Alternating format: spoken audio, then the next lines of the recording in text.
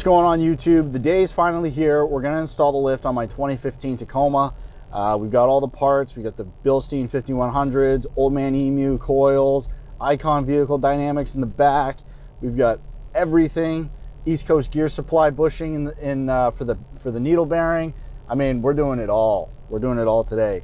We got SpiderTrax Spacers and just the whole works. So super excited to get this lift installed.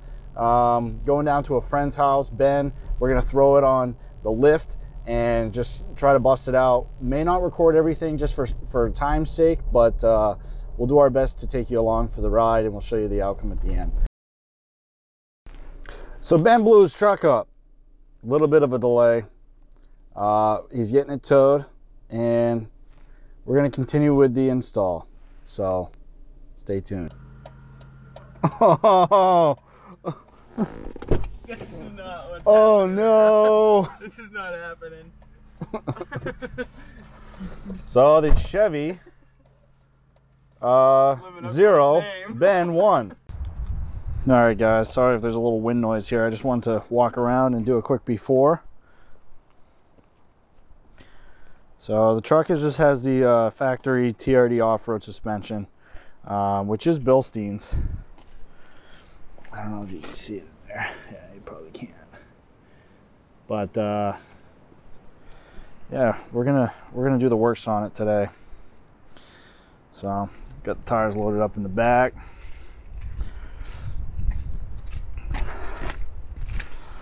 It's a whole lot of rubber.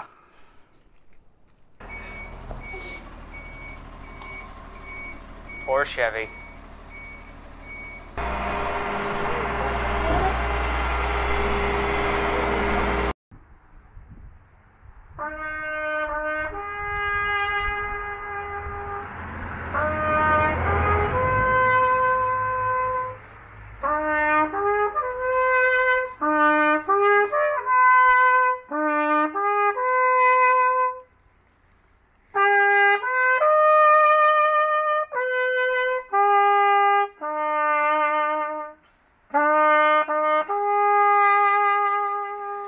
I'm just going to quickly run through the different tools that we're going to be using today, the different stuff we're going to be installing on the truck. This is just a generic differential drop kit that we'll be installing. I got that on Amazon. The East Coast gear supply bushing and CV axle seal. This is a Toyota OE tool for removing the needle bearing. We're going to be installing the bushing with this here. Icon vehicle dynamics leaf springs will give us about 1 3/4 inches of height, and we'll keep the overload spring in there to get about 2 1/4. Some cheapo lug nuts that we hope don't break while we're flying down the road. Old Man Emu 887 coils, Bilstein 5100s, and we recoated all the coils and the wheels and everything with this trusty product here. This stuff is the best stuff out there for any type of off-road painting solution that you, I mean, look at that. That is just sexy. On the Yokohama Geolander ATs, these are 285 75/16s. So we're gonna go ahead and lift the truck in the air and get to installing.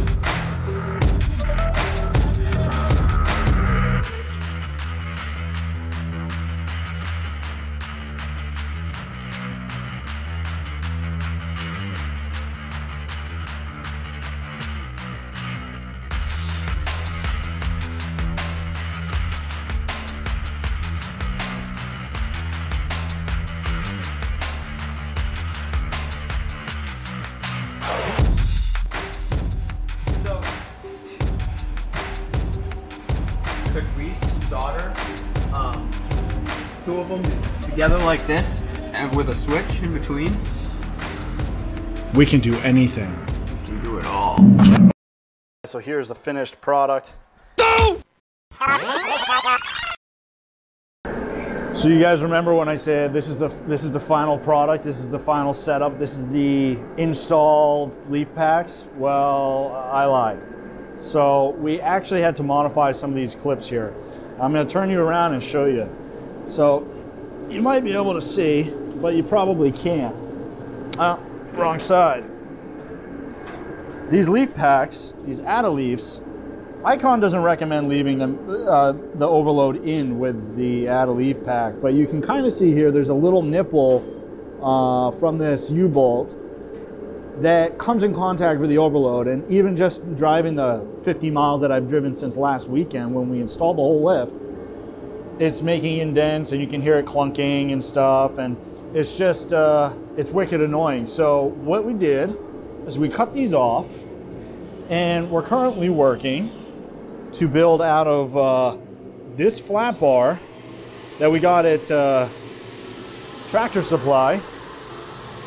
We're building U-bolts, and we're using a drill press. We're going to drill some holes in and just move them onto the bottom of the overload, weld those on, and bolt it up so that it doesn't come in contact with the Add-A-Leaf pack that we had installed. So I'll show you guys the final product. It took a little modification. Didn't take a whole lot of effort. We'll cover everything and steel it when we're done working on it so that it doesn't corrode, and it creates a nice barrier from the elements that we're going to be running this thing through. So anyway, I'll show you the finished product. Ben's drilling some holes right now. You'll probably hear it. But all right.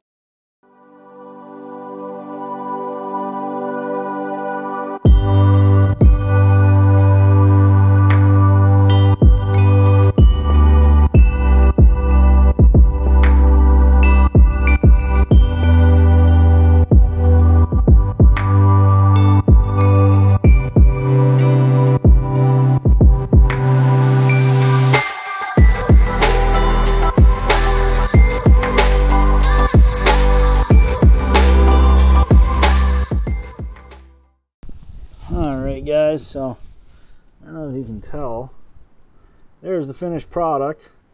We built those U-bolts up, welded them to the bottom, and came out pretty good. Here's the other side. There it is, man. And it's holding up pretty well. All right, so we are just going to do a quick walkthrough on what it is that we did for the front suspension. So in order for us to fit these aftermarket wheels, we had to put these spacers on. These are 1 1/4 inch spacers. So, and then up here we've got Bilstein 5100s with they're on the lowest setting, and this is just a a note to self: when you're installing these, make sure that this hat is in this orientation. Make sure it's like this. We did it the wrong way the first time and got an additional, what, 2 inches of lift? Oh yeah, do your research, read the instructions that Bilstein comes with. This actually goes together really simple. Yeah, we pulled the old man card and threw the instructions out and said we don't need that stuff. So fool me once though. I didn't do the upper control arms this time. Eventually we'll get to that, but we were able to get the alignment in spec. Still need to do some fine tuning, but for the most part it's pretty much in spec with the factory upper control arms. Any higher we would definitely have to change that. So that is the front assembly. The other side, the driver's side, does have a 1/4 inch top hat spacer to account for the gas tank and the larger battery with the tow package, and there's what's called a Taco lean. So the other thing that we had to do on the other side was the differential bearing replacement, that clamshell bearing. The other thing you want to know is you want to get the Toyota tool for that, or at least get a bearing installer and remover that will fit in a small tight quarter space, because what happened was we ended up with a steering wheel puller. We were able to make it work with a couple of ball joint press tools, but that's not the way to do it, and it is way easier with the correct tools.